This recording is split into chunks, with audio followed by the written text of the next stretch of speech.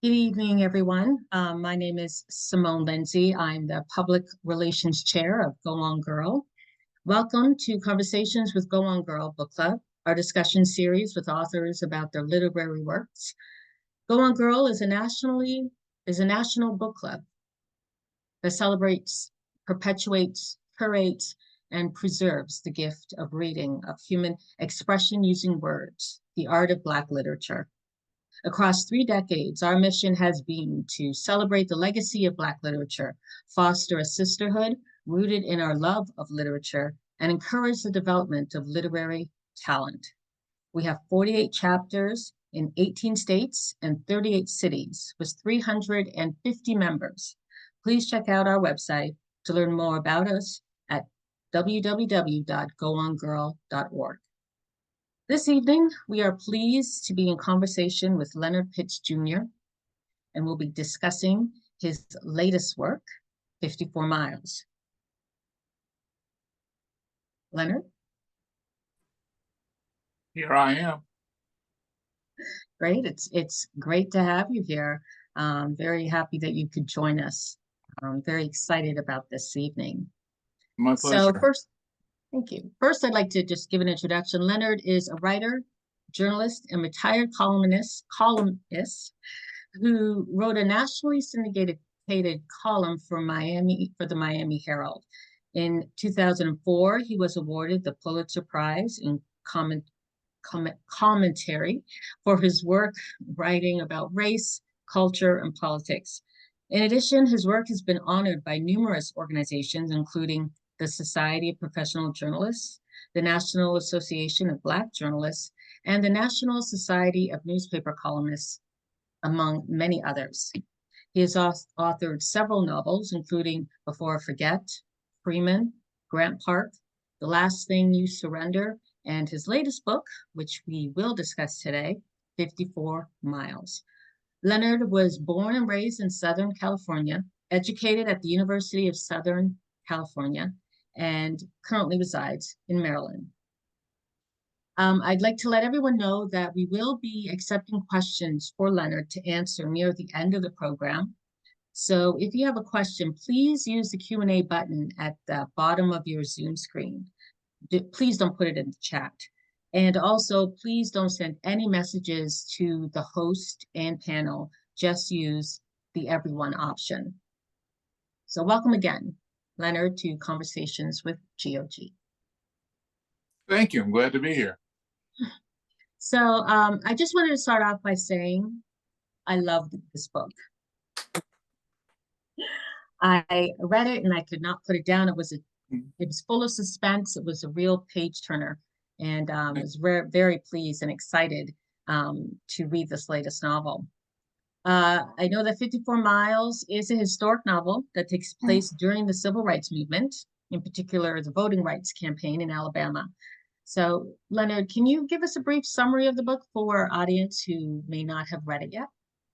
Yeah, I can do that. But before I do, if you wouldn't mind, I would like to take the opportunity to thank Go On Girls for your years of support for me and other Black authors. I just want you to know how much I appreciate everything that you guys have done for me and for my novels over the years. So, yeah.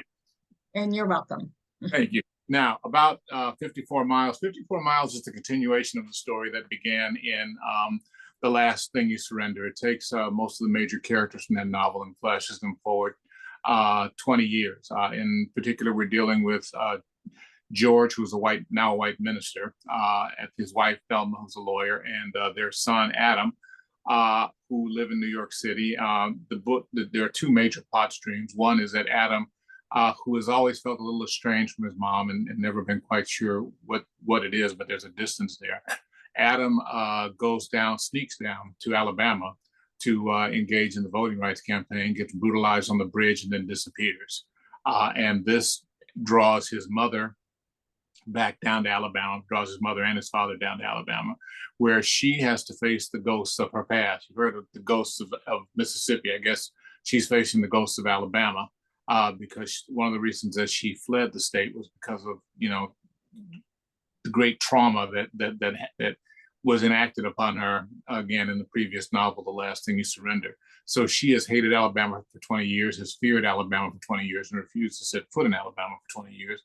And now her son is gone missing, and she's got to go find him. And this forces her to face some terrors and some fractures in her life that she really wasn't prepared to face. For Adam, the book is about the discovery of some old family secrets and some truths that have been kept from him that really upend his understanding of who his family is and who he is. So he's kind of emotionally wrecked by this. And then the other major plot line deals with Luther, who is Thelma's brother. One of the traumas that defined their lives is that when Luther was 9 and Thelma was not yet 3, they saw their parents lynched at their front door. And I mean, you know, it was a torture killing. They spent the mob spends 2 hours killing them and burning them and doing all the things that mobs did back in the 1920s and before and after. And while Thelma can't really remember this, Luther has been scarred by it. And it's sort of deformed his personality. He's got a problem with alcohol. He doesn't like people much. He can't stand white people. But paradoxically, he's good with his white brother-in-law, George, and he's also good with George's father, Johann. And one day, while cutting Johann's hair, Luther's a barber, while cutting Johann's hair in a retirement home, he discovers that the man who murdered his parents and was never punished is down the hall in a room right down the hall from Johann. And so the question becomes, what is justice? What does justice look like for Luther?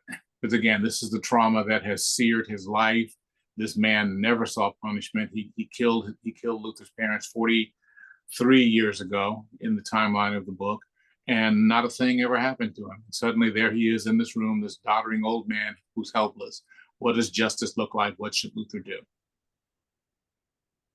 Great. So what inspired you to write this book? Well, I think that was the main thing. Those who've read The Last Thing You Surrender will understand what I say. When that was the one plot line I couldn't tie up in the context of The Last Thing You Surrender. And most of the time, I don't mind leaving plot threads dangling, but that one was a little large, and it really bothered me personally to see this man. His name is Floyd Bitters. To see Floyd Bitters lynch this couple in just the cruelest way possible, and then get away with it. And there's no question of accountability. There's no question of retribution. There's nothing. He just gets away. And I know that happened more times than we can count. But it just bothered me as a reader and as the writer that I couldn't find a way to bring him to account. And when I was writing that first book, I was looking for a way to get him. You know, but you know, sometimes characters do things or live things that you don't really expect, and they go directions you don't really want them to. And I couldn't think of a way to deal with him. So I wanted to write this novel and flash forward 20 years later to finally deal with Floyd Bitters and talk about what justice looks like for him. That was the main impetus for writing this. Yeah, I thought it was the previous book. I just thought it was a great way that you just presented everyone, and yeah, it made us hate Mr. Bitters. So yeah, you did a good job. Yeah, thank you. So many of your novels are historical novels, and they're Right. based on, you know, a particular historical event to be the setting. How do you go about choosing what historical event to center everything around? Well, historical events tend to choose me more than the other way around. You know, to go back and mention The Last Thing You Surrender for a minute. For a while, I'm a history buff, and for a while I just went through a 40s phase. I was listening to 40s music. I was, you know, looking at 40s movies and stuff, and I just really you know, to me that's the first decade of the modern era. Everything that we are now sort of springs off of the end of the Second World War in that era. So I really wanted to kind of go and investigate that era and sort of live vicariously in it, and that's what drew me to that. And then I wanted to return to these folks 20 years later, and I do the math, and okay, 20 years later in Alabama, guess what's going on? You know, 20 years after the Civil War, we got the Voting Rights Act, or the Voting Rights Campaign that produced the Voting Rights Act. And so that, that's sort of how that suggested itself. It's, first I had the idea of, revisiting them 20 years later, and then I did the math, and it's, oh, okay, this is where they'd be, and this is what would be going on. So, basically, what happens in choosing these historical events is that something catches on the gears of the mind and just won't let go. Something just sticks, and you can't get rid of it. You can't shake your head and lose it. It's just sort of there. As I said, with the 40s, it was just there for a while. And so, if something won't leave you alone, then that means that there's something there that needs to be written, and you go and write it. Well, I know that, as I mentioned, 54 Mile takes place during the Civil Rights Movement, 1965. And as I was reading it, it was like I felt like I was there. I'm after the Civil Rights Movement. It took place a while ago. You read about it in textbooks and just on the news, but there's a lot of the nooks and crannies, little things that you don't even think about, like walking through the rain or all the white protesters. You don't think about those things. So I wondered, how did you do your research for the book to make it feel like you were there? I'm glad you talk to people. Yeah, one of my problems is that a lot of that stuff gets sanitized, and you sort of get a top-down view of what that particular era was like. And I always like to put you there. So what I did was spend a lot of first I went down to Alabama and drove that road a couple of times. I spent some time in Selma and some time in Montgomery, but I spent even more time reading old newspaper and magazine accounts, because I wanted the little details, the little stuff that sort of makes it come alive. I like the cross in Brown's Chapel, the fact that some of the lights were burned out on the cross, when they were in there doing their last meeting. Little details like that to me help it to come alive. The fact that Dr. King was apparently staying in a pink house trailer on the camping on the lot, on the grounds where they were camping, I think it was the first or second night. That kind of stuff helps it to come alive for me. So when you're writing historical fiction, it's not the big stuff that everybody knows. It's a little tiny granular details that really sort of make stuff come alive. So when I'm doing my research, that's the kind of stuff I'm looking for. I mean, the dates, everybody knows this happened on March 7th, 1965. But what you're trying to get at is, okay, what was it like? What did it feel like? And that's what that's what research is for, I guess. Yeah, because I really liked as they were marching from Selma to Montgomery, there was dissension even within the group. Some people were like, we're the younger generation and we, have been here longer, just organizing this, compared to the older generation. They were kind of more against them in the sense that they felt they should be, at the beginning of the march, at the beginning of the line with Dr. King. And it's like, I wouldn't have thought that would have happened. And it was just a lesson learned for me, because I didn't know much about it. So that was great that you were able to incorporate that. Yeah, there was a real schism developing by that point between SNCC, which was the Student Nonviolent Coordinating Committee, and King's Group, which was the Southern Christian Leadership Conference. And the young people had been down in Selma for months, and they'd been patiently trying to organize, and they were doing their thing. And then King sort of comes in, and when King comes in, attention comes in and reporters come in, and it elevates it to a different thing. And arguably there wouldn't have been a Voting Rights Act had King not come in. I mean, let's be real about that.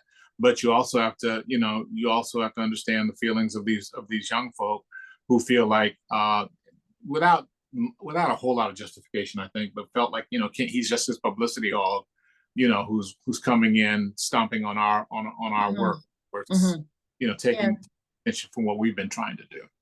Yeah, that was an interesting angle that I don't think people really take into account. Yeah, well, people forget that. I'm sorry, I didn't mean to cut you off, but by the letter of his life, King was listed as the most disliked or disapproved man in America.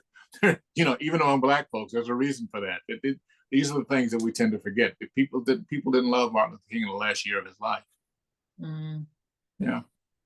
And what's the significance of the book title? I think I know, but hoping you can share it with us all. 4 miles is the distance that they walked down Highway 80 from Selma to Montgomery. They tried 3 times. The first time obviously ended in the beating on the bridge, the famous Bloody Sunday beating. They tried again, I think it was Tuesday the following week, and they turned around. They had to turn around, which is great. They call it Turnaround Tuesday, which is a great embarrassment to King. And then finally on the 21st, under the gaze of federalized state troopers and I think Army, U.S. Army, they finally embarked across the bridge and marched the 54 miles into Montgomery. Mm-hmm. Yeah. Now, I believe you wanted to read an excerpt or passage for the audience from the book. So I was hoping, Sure. But before you start that, can you say or give some context to the passage that you're about to read? Yeah, I'll set this up. I already talked about it a little bit. This is the passage where Luther is at the retirement home or the rest home. He's cutting hair. He's cutting the hair of his friend George's father, Johann, who's an 82-year-old white man who's suffering what we would now call dementia. They're calling it senility in the book, but we would now call it dementia. And he's cutting his hair, and they're having discussion about whatever. And Johann drops the bomb that guess who I saw in down the hall. So Johann still had good days, but they were becoming fewer and further between. A doctor had warned Luther once, out of Johann's hearing, that Johann would only get worse. He'll have peaks and valleys, he had said, but the condition itself is terminal. He won't recover from this. Even worse, the doctor said, he would likely linger for years, the fog encasing his thoughts getting thicker by the day until he withdrew from life completely, alive only in the technical sense of drawing air. Luther could not imagine a more terrifying fate.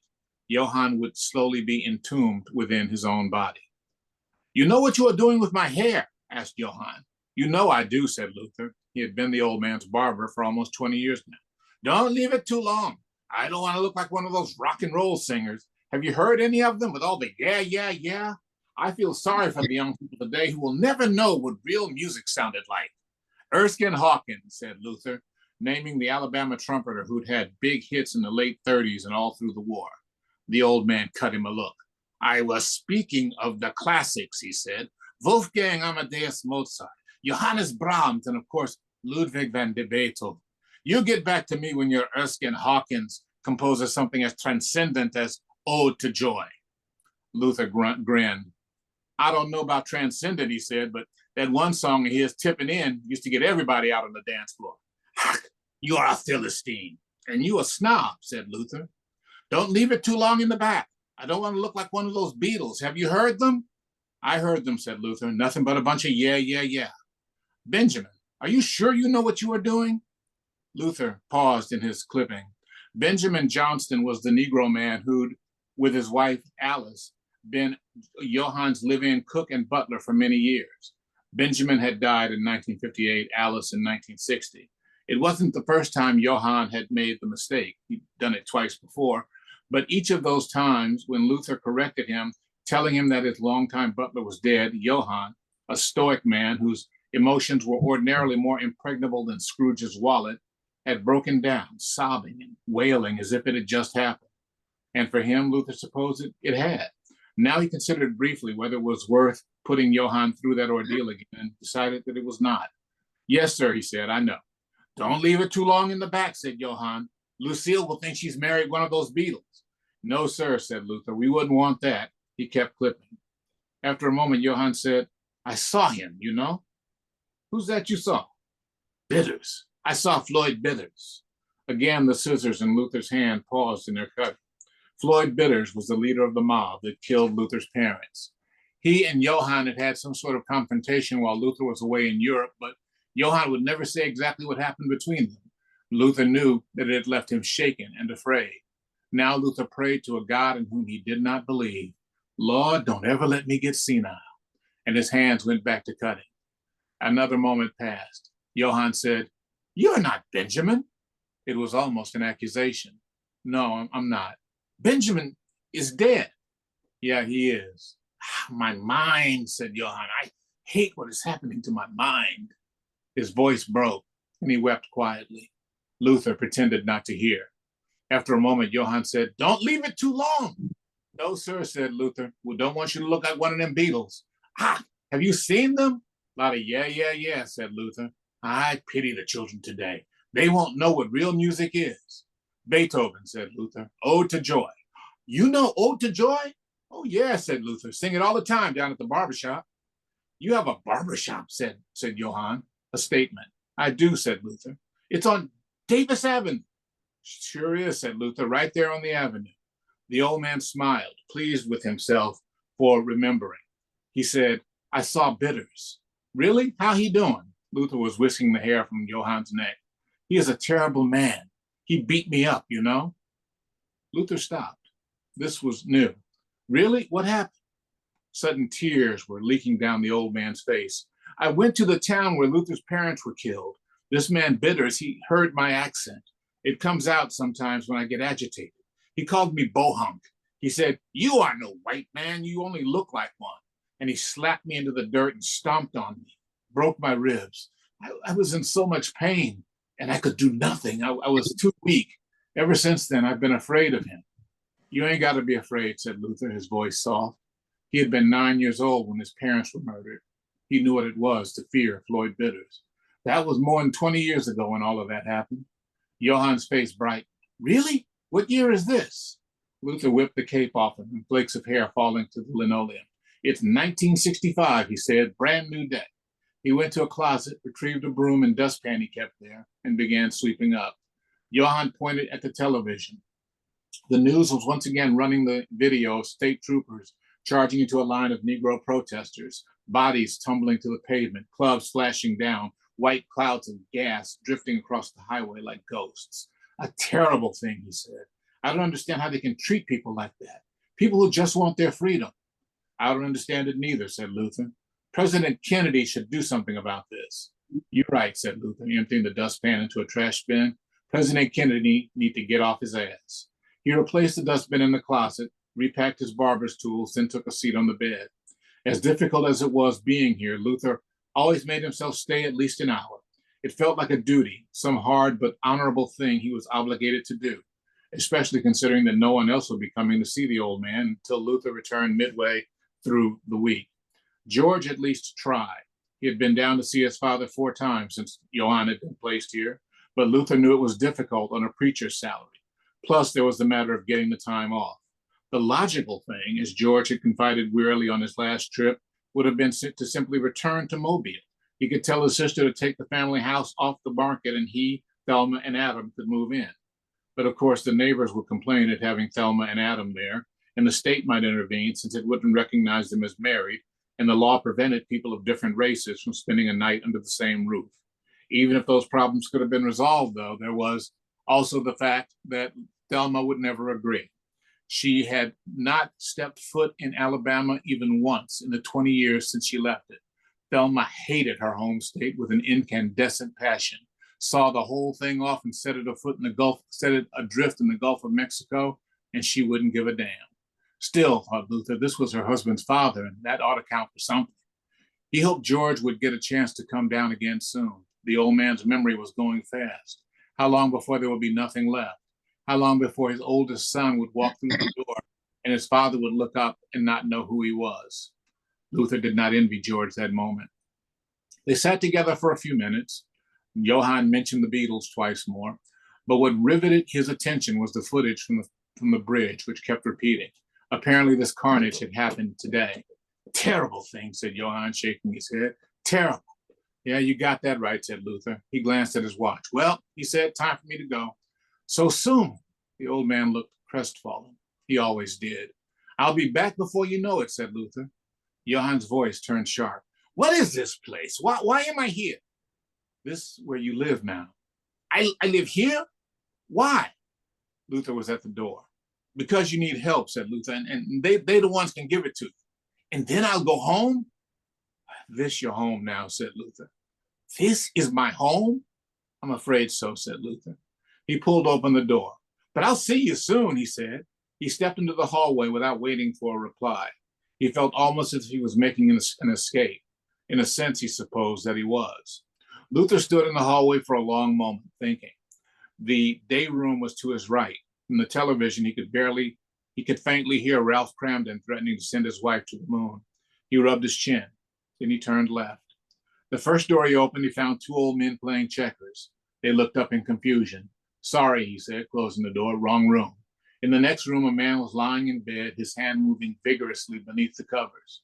At Luther's entry, the hand abruptly stopped what it was doing, and the man looked up sheepishly. Sorry, said Luther, closing the door, wrong room. This was crazy, he knew. He could get in trouble, but something drove him on. In the third room, a man was sleeping on a chair. The fourth room was empty. In the fifth room, an old man and a woman were watching television. Sorry, said Luther, I got the wrong room. The sixth room was dark. The figure on the bed was only a shape, a mountain range of shoulder and legs. The last of the day's late winter sunlight filtered in, and Luther saw with a start that the man was turned toward the door and that he was looking at Luther, pale eyes alert and curious in the drooping, colorless face of someone who has suffered a stroke. His right hand jittered aimlessly. He made an inarticulate sound that might have been a greeting, and Luther's heart stumbled. The man in the bed had been big once, had been powerfully built, but age and infirmity had carved the power out of him, left the skin sagging limply on his bones. Now he was just the leavings of the man he once had been. A thin thread of drool connected his flaccid lips to his bed shirt. He pulled those lips up into a smile then, eyes still watching Luther, hands still moving without purpose. It was meant, Luther supposed, as some sort of acknowledgement, a way of saying, hello, I see you there, or maybe, what a fine mess this is, huh? Something harmless and friendly like that. But Luther backed up a step. The man didn't recognize him. Luther knew him, though. Indeed, Luther would never forget him. All at once he felt hot. He felt dizzy. He couldn't breathe. Johann's voice. I saw him, you know.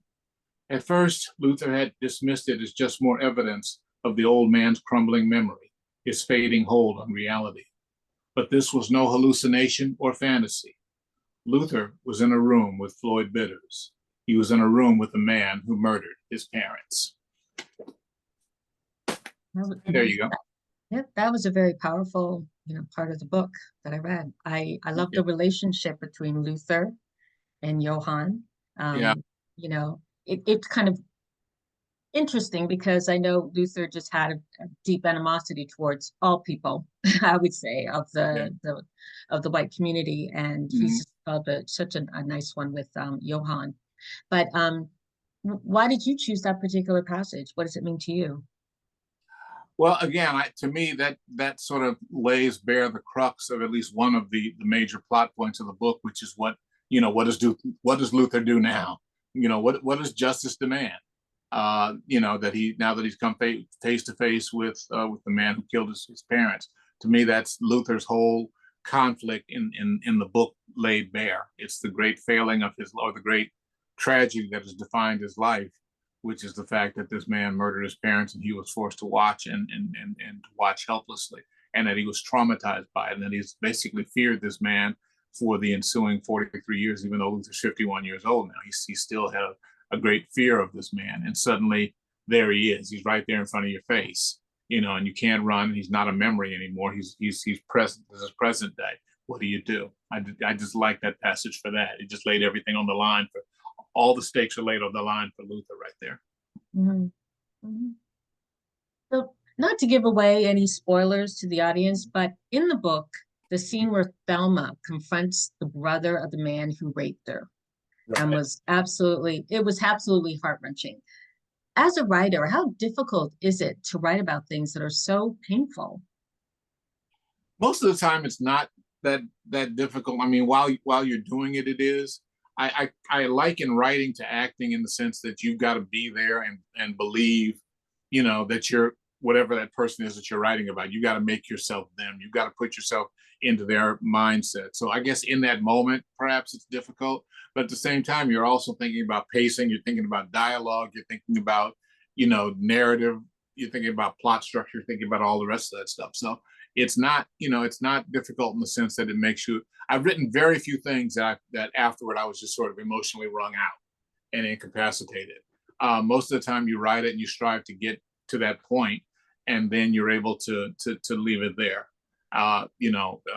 That's the best way that I can explain it. I've known of actors or heard of actors who have to do a tremendously emotional scene, and then you can't talk to them for half an hour. And I've heard of others who do the scene and then go off and get lunch. And maybe I'm one of the ones who goes off and gets lunch. I'm not really sure, but it was not really that difficult. Well, I know in your other books, like Freeman, there was like I guess the riot that killed all of the people who were trying to just learn to read. And then Right. you had in uh, the last thing that you surrender, you had well, what stood out for me is at the plant where The the riot at shipbuilding plant. yeah, where, and what happened to Thelma, that's where she did get raped. It Mm. was, those things were just so powerful. Like when you read it, it's like you just were mesmerized and, you really felt it. And so did you just kind of do the same thing when you wrote that part that you did back then? Kind of, sort of. You try to put yourself there. Thelma's scene was difficult because I just generally have a problem with violence against women. If there's a movie where a woman is going to be terrorized or brutalized, or whatever, it takes me a while to get up the courage to go and want to deal with that. But the plot demanded what the plot demanded, so you got to get up and write it. Now, with scenes like that with Thelma, those did take a little bit more. Let me get myself in the mindset. Let me strengthen myself. I remember telling my wife, because my next book has a really horrific scene, and as I was coming up to it, I kept telling my wife, okay, in about 3 days I'm going to have to write such and such scene. And, okay, so 2 days, okay, I'm going in here to do this. There was a scene in there I really didn't want to have to write. And so there are occasional scenes that do that, but by and large, it's just it's not that. By and large, it's just okay. How do I put this down so that it makes the most impact on the readers? And so you've written several celebrated books, and I was curious out of all of them, do you have a favorite? Which one and why? Your favorite is supposed to be the one that's just came out. Where's the camera? Your favorite is the new one. Yeah. Yeah, I tend to be partial to Freeman and The Last Thing You Surrender, I think. Mhm. This one's a little too new for me to have a read on it, so I can't include it in those. But it's because you start out with a feeling in your head of what it is you're trying to achieve, and it's just that, it's a feeling. It's not even something you can verbalize or put into words. It's just, I want to convey this feeling in these words. And those two are the books that came closest to doing that for me. What's on the page is closest to what I had in my head, to the feeling that I had in my head. So those feel, I'm very pleased with those. Not to say that the others didn't, they got there, but those two just sort of, those two really just nail the landing. Mhm. It's the difference between a 10 and a 9.8, let's say. So I know when I was reading this book as well as all of your others, it just seemed like at every end of the chapter there was some sort of cliffhanger. You just Right. wanted to read more, and then you had to read another chapter, but then after that chapter is over again, you wanted to read more, but then you're gone into another chapter. How does the writing process work? Like, how do you determine that? Or, what do you do? What's your writing process? Well, I know some writers do a layout and outline. They know everything that's going to happen. I like to surprise myself. So it's literally just making it up as I go along. I know a couple of, usually I know 2 or 3 major plot points, but the rest of it is just, okay, what happens next? And you always want to leave, I'm incapable of just sort of leaving a chapter and everything is peaceful. If everything is peaceful and there's no questions to be answered, then what's the point of reading the next page? So there's always got to be something. The character has to be left in some kind of danger. The character has to be left with some dilemma or some question to resolve or something. Because other than that, you're not going to read it. I've read, some novels that were, beautifully descriptive, and they and well written in that sense, but they bored me because I had no hook into the characters, and I either didn't care what happened to them next, or or there wasn't anything happening to them, one or the other. And so I like for you. I want you to care about my characters, and I want to put them in places where there's something for them to resolve. Stephen King said that, one of the keys to writing is, create people that people are going to like, and then put them in the absolute last place or situation that they want to be. And I think that's pretty much the key to everything. Write likable characters, and then give them problems to solve. So I know that before this, you were a nationally syndicated columnist. Yes, ma'am. And so I'm curious, after you retired, which I believe was in 2022? December 2022, yeah. Yep. After you retired, did the writing process change for you, or it kind of just stayed the same? Not really, except that I was able to concentrate on the novels and not have to worry about, columns, just basically a short form essay twice a week. Gave me more time to write the novels. But my process has always been the same. I'm one of those writers who edits as he writes. I know that there are a lot of folks who like to just run through it and then, go back and fix it. But I'm kind of, maybe it's, I don't know, ADHD or something about it. I got to go back and look at it and make sure it's good before I move forward. So the result, though, is that my drafts tend to be fairly clean. My first draft is usually fairly close to my last draft on books, unless there's some major plot point that I need to change.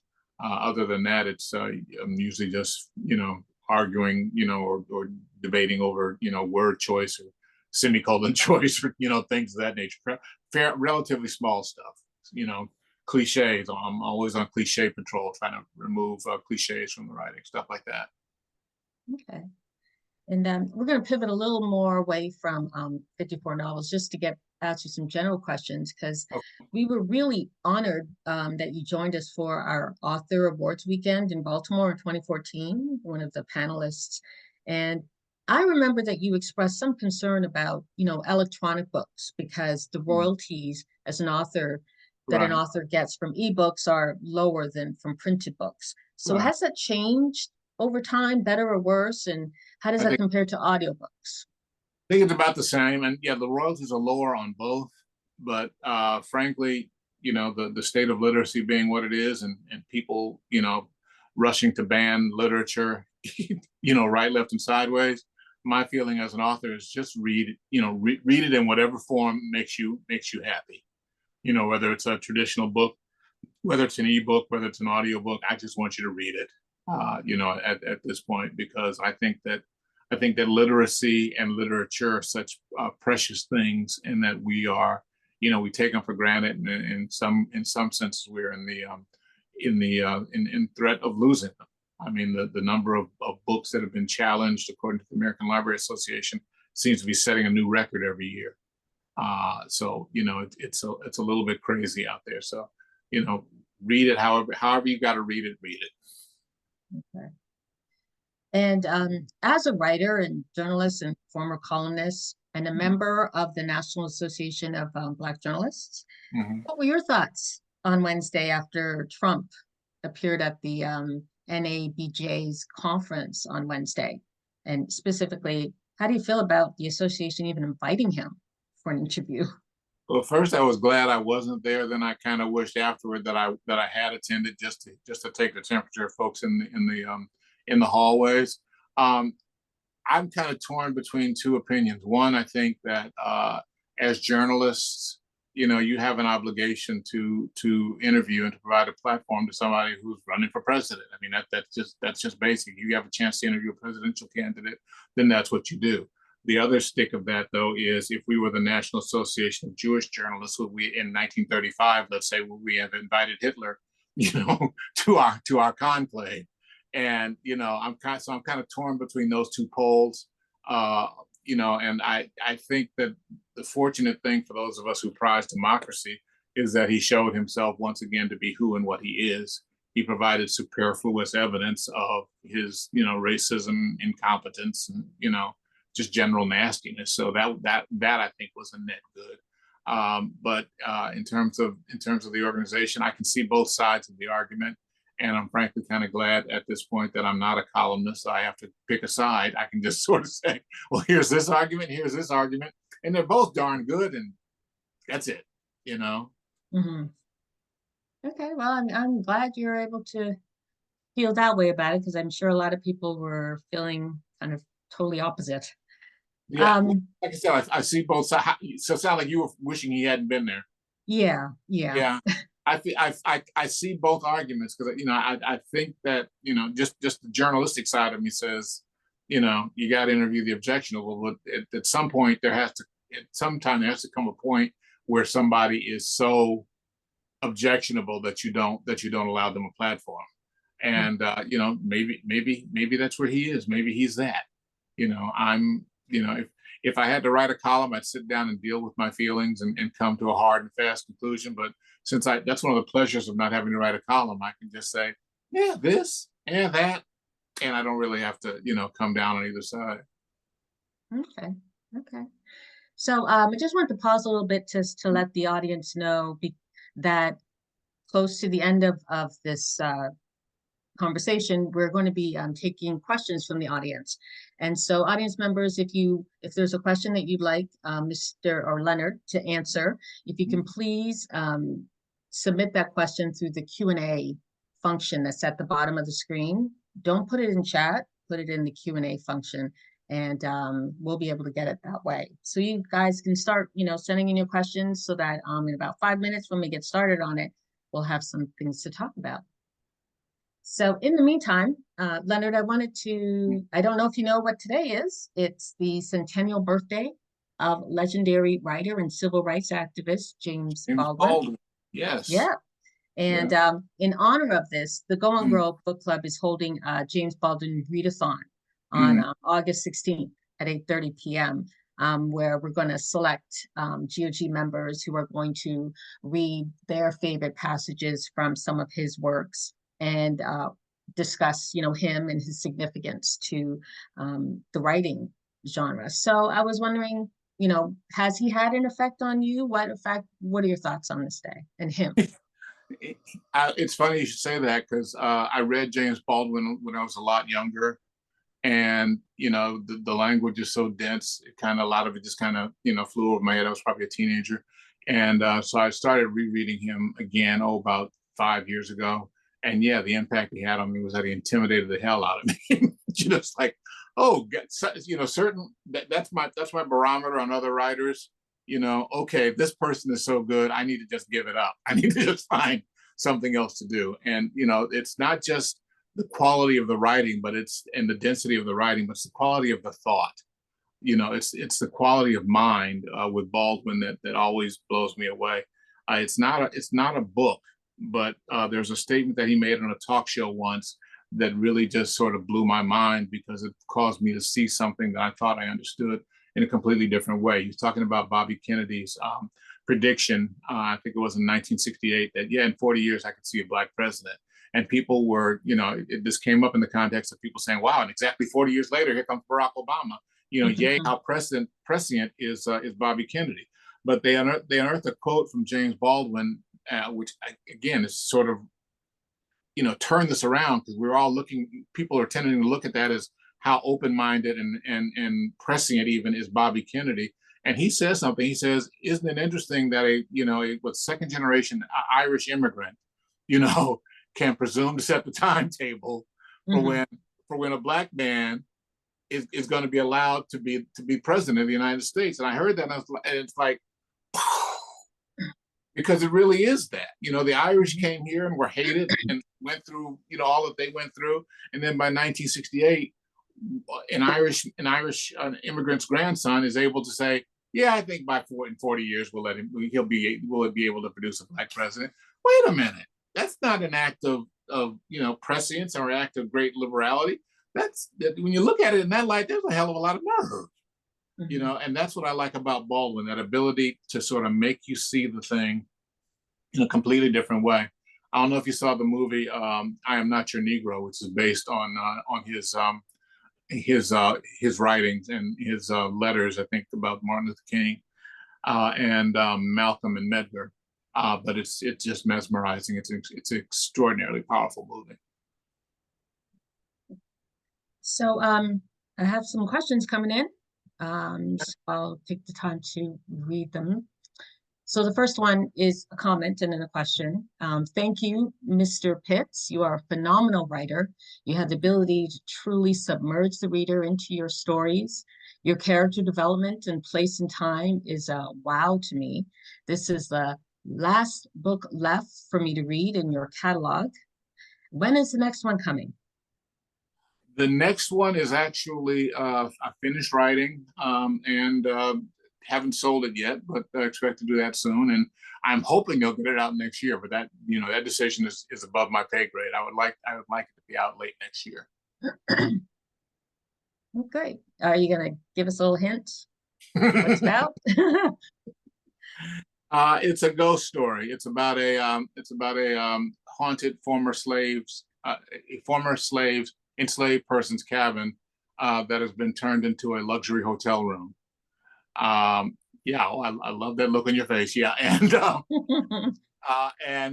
there's a gubernatorial candidate, a right-wing gubernatorial candidate, who's having a party at this hotel for his presidential campaign. Everybody has to dress up in Confederate gear, and oh yeah, I love rolling her eyes. I love it. This is amazing. Yeah, and the haunted building, which has seen tragedies like you wouldn't believe, the haunted building is furious about this, and I'll just leave it at that. Wow. Yeah. Like, can I like just read your first draft or something? It sounds amazing. Okay. So, and I'm not joking, really, I'm available. But I'm gonna go to the next question. This is from Kathleen Franks. Hope she doesn't mind me mentioning her name. Are you concerned about people using artificial intelligence to churn out books and make things harder for authentic writers? Yes, I am. Until you show me that a machine can feel and have some emotional tether or some emotional investment in what it's writing, I'm always going to be suspicious about artificial artistry. Period. Whether it's writing, whether it's music, whether it's whatever. The thing about writing and all these other things that I don't think people fully appreciate is that there is emotion that goes into this. There's heart and soul and thought and one human imagination trying to connect with another human imagination. And I don't know that a machine has the capability of doing that yet. I know a machine can put down words and maybe even put down words nicely, but I don't know that a machine has the capacity yet to want to connect, with a human heart, another human mind on that level. So yeah, I'm very concerned about that. And it's funny because I remember just maybe 5 years ago, I was very smug about this. Oh well, the machines will take everybody else's job, but they won't take mine. Ha ha ha. And now the machines are knocking on my door. It's not a fun feeling. Good point. Yeah. We have another question. What made you decide to become a writer? Who was your favorite author? I never decided to become a writer. I just knew that I was a writer, and that goes back to the age of 5, which is when I told everybody that I was a writer, and this is what I'd be doing for a living. It was just always, that's something that's just always in me. I always tell people that I think God gives everybody a gift, and it's a matter of whether or not you recognize it and exploit it. For me, it was facility with language. I was talking to one of my cousins the other day. I worked hard for every C and D I got in math, in science in school.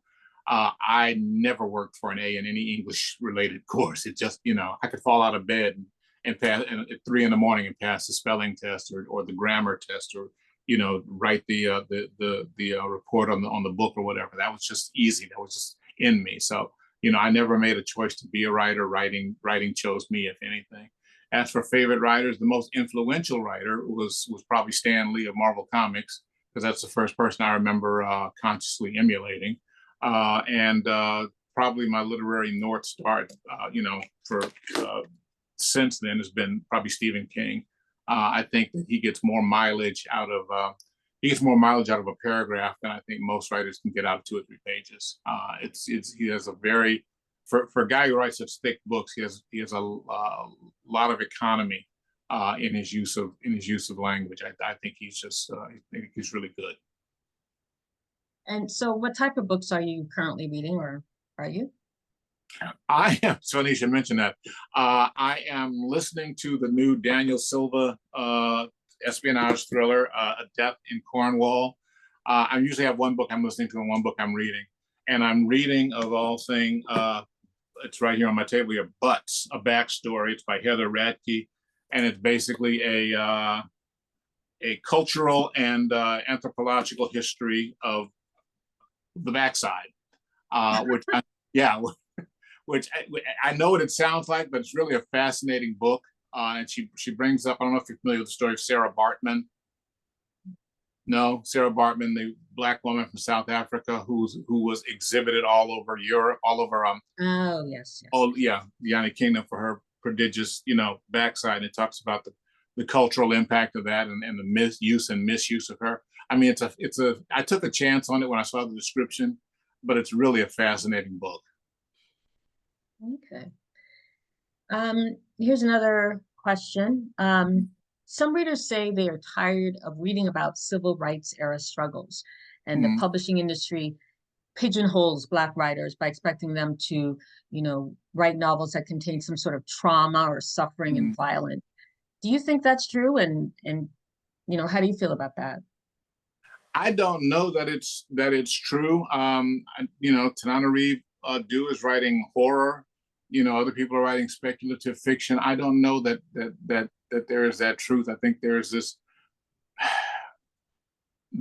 tendency to want to say that African Americans are being pathologized because of some of the traumas in our history, and I suppose that some people can make that argument. It doesn't feel that way to me, I guess is the best way to put it. And I have the opposite concern, actually. I think that there are too many of us who are in full flight from dealing with the pathologies and the difficulties of our history. We've been through some things, y'all. Our people, our ancestors, in some way, it's a miracle that we're here. And yeah, I take the point that, there should be more Black joy written about and discussed and talked about. And I think some writers are working that side of the street.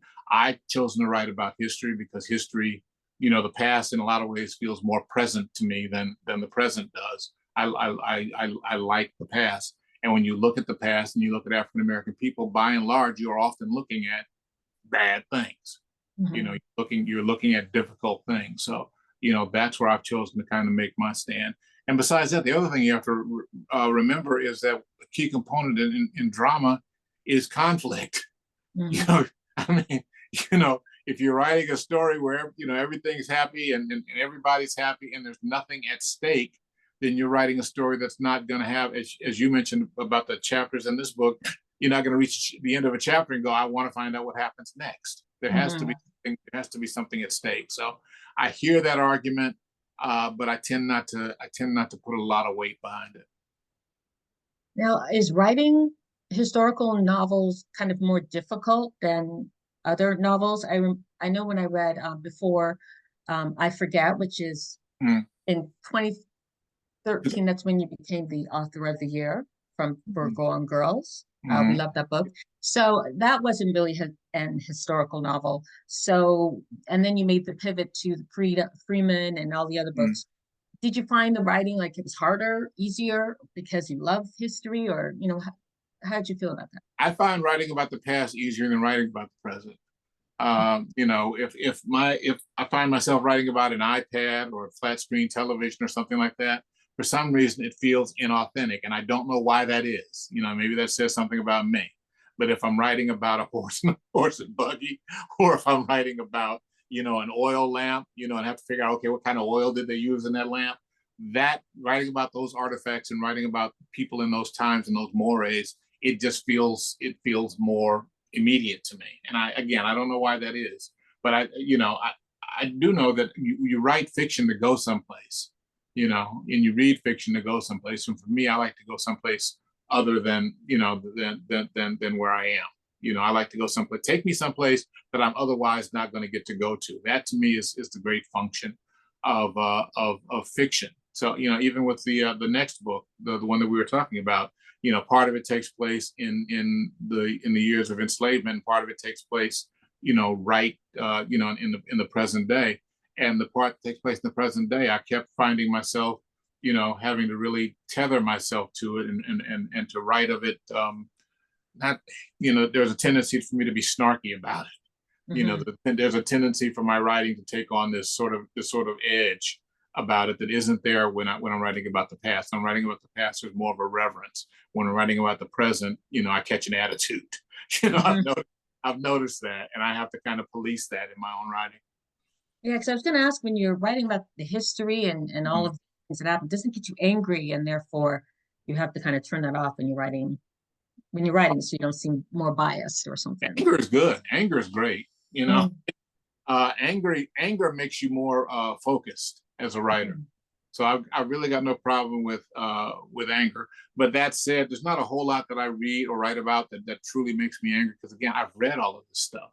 I've been steeped in African American history for a lot of years, so I know it probably hits people differently, like the lynch scene in The Last Thing You Surrender. I know how that hit people because people are still talking about it and they cry. But I've read so many narratives of lynchings, that there's not. I've seen this stuff. I've endured this stuff. So there's not a whole lot that truly catches me, off guard, or that punches me in the gut emotionally like that, because I'm very familiar with it. I know what the stuff is.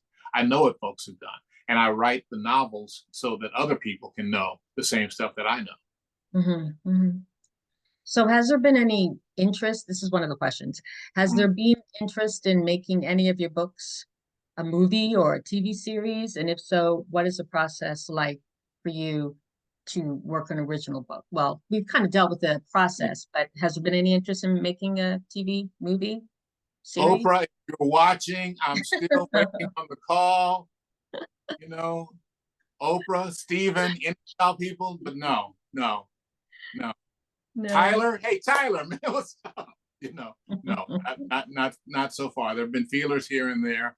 At some point, someone wanted to floated the idea of doing my novel Before I Forget, but changing it and make it white characters. I think John Goodman as the lead, and I'm like, no, I can't see that. That's not going to happen. Yeah. But when it's time for that to happen, it'll happen. Okay. So, given that, we're close to running out of time, I wanted to just give you some time. If there's something that I didn't ask that you'd like to say, just give you some time to do that. No, I think you've asked most of what needs to be asked. Again, 54 Miles was a labor of love. It's the first book that I finished post my column writing life. So, while a lot of other people were having to deal with, Biden's, last couple of years of his presidency or whatever, I had the pleasure of being in 1965 and dealing with that kind of stuff. So, I'm glad about that. And I'm real eager to see what the result, what the feedback is going to be. And we can't discuss it in this forum, but I am so curious to get people's response to the last chapter of this book.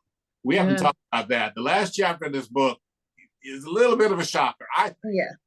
You think too? I was surprised. The ending surprised me. It really did. It did. My publisher was surprised. My publisher was like, "Oh, I didn't know you were going to do X." Didn't see it coming. So I really wish we could talk about that, but unfortunately we can't because we give away too much. But yeah, I'm waiting for people to come at me about that, and I'm waiting to hear what folk have to say. Yeah. Well, I was kind of hoping that everything like with Thelma would come out, but it was a different ending, but it was still a shocker, real shocker. Yeah. Well, Leonard, we've come to the end of our program, and it's been a great talking to you about this book, and I really love it, and I really recommend it to the audience. Definitely pick it up. It's a great read, and maybe Willette, it can be part of our reading list. Just kind of throwing that out there for you. And yeah, I just want to thank you for coming out and joining us today. And It's my hope in pleasure. the future, hope in the Thank future we can do it again with the next book that I'm you. going to. Oh, yeah, yeah. We got to talk about the next one. Yes, yes. Yeah. Hopefully do it again. Okay. Well, thank you. And Thank you. good night. Good night.